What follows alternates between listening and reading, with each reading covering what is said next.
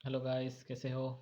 आप सभी का हमारे YouTube channel RPSC aspirant Jitesh GK and Sanskrit classes में स्वागत है। दोस्तों, आशा करता हूँ कि आप सभी मस्त, शानदार और ज़बरदस्त होंगे। दोस्तों, हम पढ़ रहे थे कारक प्रकरणम, जिसमें से हमने सबसे पहला प्रथमा विभक्ति देखी, उसके बाद द्वितीय विभक्ति कंप्लीट पढ़ ली, उसके बाद हमने कर्म कारक तृतीय विभक्ति कंप्लीट पढ़ ली और आज हम पढ़ेंगे संप्रदान कारक। संप्रदान कारक चतुर्थी विभक्ति क्या पढ़ेंगे आज हम? चतुर्थी विभक्ति संप्रदान कारक, जिसका पहला सूत्र, प्रथम सूत्र आपके सामने है कर्मणा यम विप्रेति। कर्मणा यम विप्रेति ससंप्रदानम। कर्मणा यम विप्रेति ससंप्रदानम, जिसकी वृत्ति है दानस्य कर्मणा कर्ता यम संतुष्टं कर्तुम इच्छति सह संप्रदानम इति कथ्यते। क्या है वृत्ति? दानस्य कर्मणा कर्ता यम संतुष्टं कर्तुम इच्छति सह संप्रदानम इति कथ्यते। मतलब दान आदि कर्म के द्वारा जो अभिप्रेत, अभिप्रेत का मतलब इष्ट प्रिय हो, मतलब जिसको उद्देश्य करके दिया जाता है दान, उसकी संप्रदान संज्ञा होती है। किसकी संप्रदान संज्ञा होती है? दान आदि कर्म के द्वारा जो अभिप्रेत इष्ट प्रिय हो उसकी संप्रदान संज्ञा होती है। मतलब जिसको उद्देश्य करके कुछ भी दान दिया जाता है उसकी संप्रदान संज्ञा होती है। अर्थात सम्यक प्रकार का, सम्यक का मतलब अच्छा, सम्यक प्रकार से अच्छा दान, मतलब सम्यक प्रकार से दान आदि देने में जिसको जिसको देने की क्रिया हो, जिसको देने की क्रिया हो, किसको? जिसको देने की क्रिया हो, उसमें चतुर्थ विभक्ति होती है। तो प्रथम सूत्र क्या कहता है? कर्मणायम विप्रेति संप्रदानम सूत्र कहता है कि सम्यक प्रकार से दान आदि देने में जिसको देने की क्रिया हो उसमें चतुर्थ विभक्ति संप्रदान संज्ञा होती है। दूसरा सूत्र आपके सामने चतुर्थी संप्रदान है। क्या है? चतुर्थी संप्रदान है। संप्रदान कारक में चतुर्थ विभक्ति करता है। क्या करता है सूत्र? चतुर्थी संप्रदान है। संप्रदान कारक, जो संप्रदान कारक होता है उसमें चतुर्थी विभक्ति करता है। जिससे उदाहरण है आपके सामने पहला, राजा भिक्षुक को वस्त्र देता है। राजा किसको वस्त्र दे रहा है? भिक्षुक को। तो भिक्षुक क्या है? यहाँ पे संप्रदान है। क्या है? संप्रदान। और राजा क्या है? कर्ता। और वस्त्र, वस्त्र क्या है? राजा का कर्म। और देता क्या है? क्रिया। तो अपना सूत्र क्या कहता है? कर्मणायाम विप्रतिस्थ संप्रदानम सूत्र कहता है कि जिसको देने की क्रिया हो उसमें चतुर्थ विभक्ति होगी, उसमें उसमें संप्रदान संज्ञा होगी। तो भिक्षुक क्या है? जिसको देने की क्रिया है। तो किसको देने की क्रिया हो रही है? भिक्षुक को। कौन दे? राजा। राजा क्या है? कर्ता। और भिक्षुक क्या है? संप्रदान। तो भिक्षुक शब्द में चतुर्थ विभक्ति होगी तो क्या बनेगा? भिक्षुकाय। भिक्षुकाय। तो नृपः कर्ता हो गया, भिक्षुकाय संप्रदान हो गया, वस्त्रम कर्म हो गया, ददाति क्रिया हो गई। तो भिक्षुकाय शब्द में, भिक्षुक शब्द में चतुर्थ विभक्ति हुई। कौन सूत्र से हुई? चतुर्थी संप्रदान सूत्र से चतुर्थी विभक्ति हुई। और कर्मणायाम भी प्रतिशत संप्रदान सूत्र से भिक्षुक शब्द की संप्रदान संज्ञा हुई। ठीक है दोस्तों, समझ में आया? अगर समझ में आया तो एक लाइक तो बनता है दोस्तों, और चैनल को सब्सक्राइब ज़रूर करना दोस्तों, क्योंकि बहुत मेहनत लगती है ऐसा वीडियो बनाने में और टाइम भी खर्च होता है, इसलिए दोस्तों सब्सक्राइब ज़रूर करना। तो प्रस्तुत उदाहरण में कर्ता राजा के देने की क्रिया में कर्म वस्त्र के द्वारा भिक्षुक दान की क्रिया में अभिप्रेत है। भिक्षुक क्या है? अभिप्रेत है, मतलब खुश है। अतएव कर्मण एवं विप्रत्यय संप्रदान सूत्र से भिक्षुक शब्द की संप्रदान संज्ञा हुई। भिक्षुक शब्द की संप्रदान संज्ञा हुई। ठीक है दोस्तों, भिक्षुक भिक्षुक शब्द की संप्रदान संज्ञा हुई। दूसरा उदाहरण आपके सामने, विप्र को गाय देता है। विप्र को गाय देता है। विप्र को क्या दे रहा है? गाय दे रहा है। तो किसको दे रहा है? विप्र को दे रहा है। तो विप्र क्या हो गया यहाँ पे? संप्रदान। तो क्या हुआ? विप्र का विप्राय गाम ददाति। विप्राय में चतुर्थी विभक्ति हुई। कौन सूत्र से हुई? चतुर्थी संप्रदान से। और विप्र शब्द की संप्रदान संज्ञा कर्मणयम भी प्रतिष्ठा संप्रदान सूत्र से हुई। उसी प्रकार राजा निर्धन को धन देता है। राजा किसको धन देता है? निर्धन को। तो निर्धन शब्द में चतुर्थी विभक्ति होगी तो निर्धनाय बनेगा। नृपः निर्धनाय धनम ददाति, तो निर्धनाय संप्रदान संज्ञा हुई। ठीक है। अध्यापक छात्रों को पुस्तक देता है। अध्यापक छात्र को क्या दे रहा है? पुस्तक दे रहा है। अध्यापक किसको दे रहा है पुस्तक? तो छात्र को दे रहा है। तो छात्र शब्द क्या हो गया? संप्रदान हो गया। तो क्या बनेगा? छात्राय। अध्यापक छात्राय पुस्तकम ददाति, अध्यापक छात्र को पुस्तक देता है। दोस्तों समझ में आया? प्रथम सूत्र कर्मणयम विप्रतिशत संप्रदान। अगर समझ में आया हो तो चैनल को सब्सक्राइब जरूर करें। ठीक है। और लाइक तो बनता ही है। एक नोट फर्स्ट है आपके सामने। देने के पश्चात पुनः वापस लेने की क्रिया में चतुर्थ विभक्ति न होकर, चतुर्थ विभक्ति न होकर षष्ठी विभक्ति होती है। कहाँ पर होगी?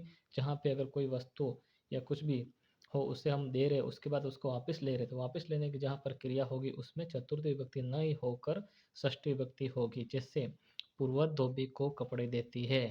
पूर्वा क्या देती है? धोबी को कपड़े दे रही है। तो यहाँ पे पूर्वा धोबी को कपड़े दे रही, तो स्वाभाविक है कि कपड़े धोबी से पूर्वा वापस लेगी। तो वापस यहाँ पे क्या हो रहा है कि परमानेंट के लिए नहीं दे रही है, वो सिर्फ धोने के लिए दे रही है। तो धोबी वापस कपड़े देगा, इसलिए यहाँ पे चतुर्थ विभक्ति न होकर षष्ठी विभक्ति होगी। तो कहाँ पर षष्ठी विभक्ति होगी? धोबी शब्द में। तो रजक, रजक का मतलब धोबी है, तो रजकस्य, यह षष्ठी विभक्ति हुई धोबी शब्द में। ठीक है। पूर्वा रजकस्य वस्त्राणि ददाति, यहाँ पे संप्रदान संज्ञा नहीं हुई। क्यों नहीं हुई? क्योंकि यहाँ पे कपड़े धोने के बाद धोबी पूर्वा को वापस करेगा। तो यहाँ पे क्या हो रहा है? पुनः लौटाने की क्रिया हो रही है देने के बाद, इसलिए चतुर्थ विभक्ति न होकर षष्ठी विभक्ति का प्रयोग होगा।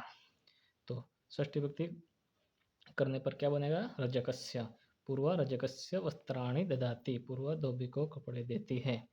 और नोट नंबर सेकंड है दान देने का पात्र यदि अशिष्ट व्यवहार, अशिष्ट व्यवहार मतलब सामाजिक परंपरा के विरुद्ध हो, तो चतुर्थ विभक्ति न होकर तृतीय विभक्ति होगी। कौन सी विभक्ति होगी? तृतीय विभक्ति। कहाँ पर होगी? अगर दान देने का पात्र अशिष्ट व्यवहार में हो, मतलब गलत व्यवहार है, सामाजिक परंपरा के विरुद्ध हो, ऐसे व्यवहार में जहाँ पर कोई देता है कुछ भी, तो वहाँ पे चतुर्थ विभक्ति न होकर तृतीय विभक्ति होगी। जैसे उदाहरण है आपके सामने, कामुक दासी के निमित्त धन देता है। कामुक क्या कर रहा है? दासी को धन दे रहा है। तो यहाँ पे दास्या क्या बनेगा? तृतीय विभक्ति होगी दासी शब्द में, क्योंकि यहाँ पे धन दे रहा है अशिष्ट व्यवहार में जो सामाजिक परंपरा के विरुद्ध है, इसलिए। तो यहाँ पे चतुर्थ विभक्ति न होकर तृतीय विभक्ति होगी और दास्य का दास्य होगा। ठीक है। तृतीय विभक्ति होकर दास्य बनेगा। कामुकः दास्य धनम ददाति। ठीक है दोस्तों, ध्यान में रखना।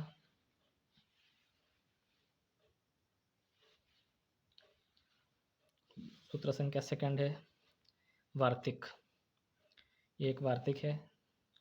वार्तिक क्या है? क्रिया यम विप्रति सो अपि संप्रदानम। क्या है? क्रिया यम विप्रति सो अपि संप्रदानम, अर्थात क्रिया के द्वारा कर्ता जिससे अभिमुख होता है वह भी संप्रदान कारक कहलाता है। अर्थात क्रिया के द्वारा कर्ता जिसे प्रसन्न करता है, क्रिया के द्वारा कर्ता जिसे प्रसन्न करता है उसकी संप्रदान संज्ञा होती है। जैसे पति के लिए शयन करती है, तो पति क्या है? यहाँ पे संप्रदान है, तो पत्य हुआ। पत्य सेते, पति के लिए सह करती है। प्रस्तुत उदाहरण में पति को अनुकूल करने के लिए सोती है, अर्थात पति को प्रसन्न करना। अतः क्रिया यम विप्रति सो अपि संप्रदानम सूत्र से पति शब्द की संप्रदान संज्ञा हुई और चतुर्थ संप्रदान सूत्र से चतुर्थी विभक्ति हुई। यहाँ पे क्या है? जैसे कि क्रिया के द्वारा कर्ता जिसे प्रसन्न करता है उसकी संप्रदान संज्ञा होती है। तो यहाँ पे प्रसन्न कौन हो रहा है? पति हो रहा है, तो पति में संप्रदान संज्ञा होकर क्या बना? रूप पत्य, पत्य सेते। ठीक है। तीसरा सूत्र है आपके सामने रुच्यार्थ नाम प्रियमाण।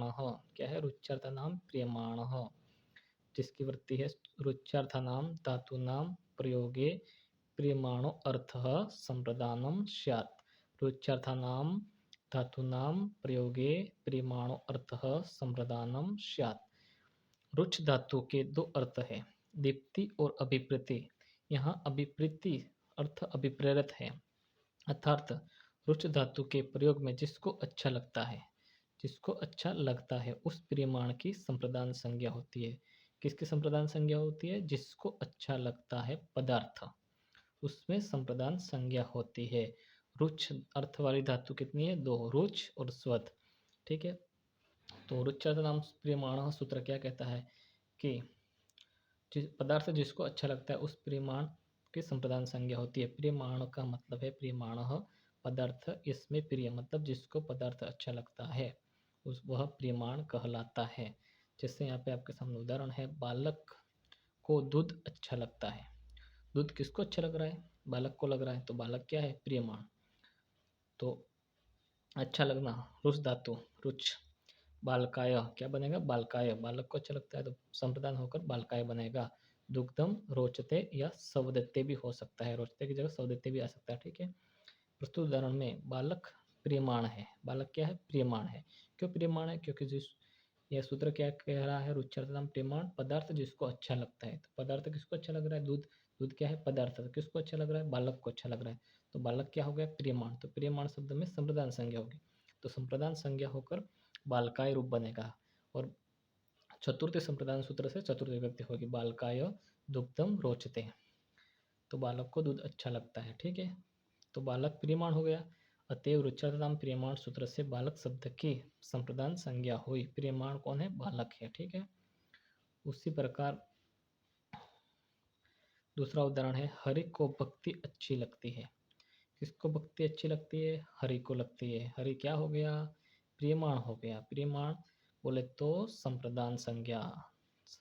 तो कौन सी विभक्ति लगेगी? चतुर्थी विभक्ति। कौन सी लगेगी? हरि में चतुर्थी। तो क्या बनेगा? रूप हरिये।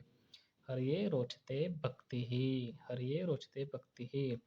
कौन से सूत्र से लगी चतुर्थी विभक्ति? रुच्यर्थ नाम प्रियमाण सूत्र से संप्रदान संज्ञा हुई, और चतुर्थी संप्रदान सूत्र से हरि शब्द में चतुर्थी विभक्ति हुई।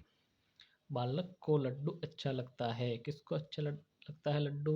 बालक को लगता है, तो बालक क्या है? प्रियमाण है। यहाँ पे हरि प्रियमाण है, यहाँ पे बालक प्रियमाण है। तो प्रियमाण शब्द की संप्रदान संज्ञा होगी, तो क्या बनेगा? बालकाय। बालकाय मोदकम रोचते। क्या बनेगा? बालकाय मोदकम रोचते। गणेश को खेलना अच्छा लगता है।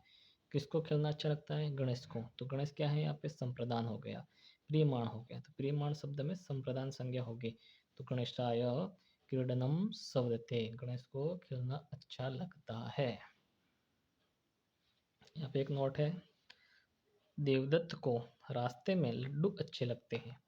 तो क्या बनेगा? देवदत्ताय रोचते मोदकः पथि। पथि पथि का मतलब रास्ता। तो यहाँ पर देवदत्त की संप्रदान संज्ञा होगी। किसकी होगी? देवदत्त की संप्रदान संज्ञा होगी। पथिन रास्ता संप्रदान नहीं होगा, क्योंकि रुचिकर का आधार पथिन शब्द नहीं अपितु देवदत्त है। मतलब देवदत्त को रास्ते में लड्डू अच्छा लगता है। तो कहाँ पर अच्छा लगता है? रास्ते में। लेकिन किसको अच्छा लग रहा है? देवदत्त को रास्ते में। रास्ते तो क्या है? आधार नहीं है। और देवदत्त क्या है? लड्डू अच्छा लगना। तो आधार क्या है? देवदत्त। तो देवदत्त शब्द में चतुर्थी विभक्ति होकर देवदत्ताय बना। तो देवदत्ताय रोचक, देवदत्ताय रोचते मोदक पति। ठीक है दोस्तों, आज हमने क्या पढ़ा? एक बार थोड़ा रिवाइज कर देते हैं। सबसे पहले हमने पढ़ा कौन सा सूत्र? कर्मणा यम भी प्रति ससंप्रदानम। कर्मणा यम भी प्रति ससंप्रदानम। क्या कहता है सूत्र? दान आदि कर्म के द्वारा जो अभिप्रेरित इष्ट या प्रिय हो उसकी संप्रदान संज्ञा होती है। और दूसरा सूत्र पढ़ा हमने चतुर्थी संप्रदाने। कौन सा पढ़ा? चतुर्थी संप्रदाने, जिसमें संप्रदान कारक में चतुर्थी विभक्ति करता है। उसके बाद हमने वार्तिक क्या था? क्रिया यम अभिप्रेति सो अपि संप्रदान, अर्थात क्रिया के द्वारा कर्ता जिससे अभिमुख होता है वह भी संप्रदान कारक होता है। क्रिया के द्वारा कर्ता जिसे प्रसन्न करता है उसकी संप्रदान संज्ञा होती है। और तीसरा क्या देखा हमने? रुच्यर्थ नाम प्रियमाण। क्या देखा? रुच्यर्थ नाम प्रियमाण। रुचि अर्थ वाले धातुओं में प्रियमाण शब्द में चतुर्थी विभक्ति होती है। ठीक है, यहाँ तक हमने पढ़ लिया। नेक्स्ट क्लास हम देखेंगे कल। ठीक है दोस्तों, यहाँ तक हमने आज पढ़ लिया। अगर क्लास अच्छी लगी हो तो लाइक शेयर कमेंट, और चैनल पर नए हो तो चैनल को सब्सक्राइब ज़रूर करें। और अंत तक वीडियो देखने के लिए आप सभी का बहुत बहुत धन्यवाद। कल फिर मिलते हैं अगले वीडियो के साथ। तब तक के लिए बाय, धन्यवाद।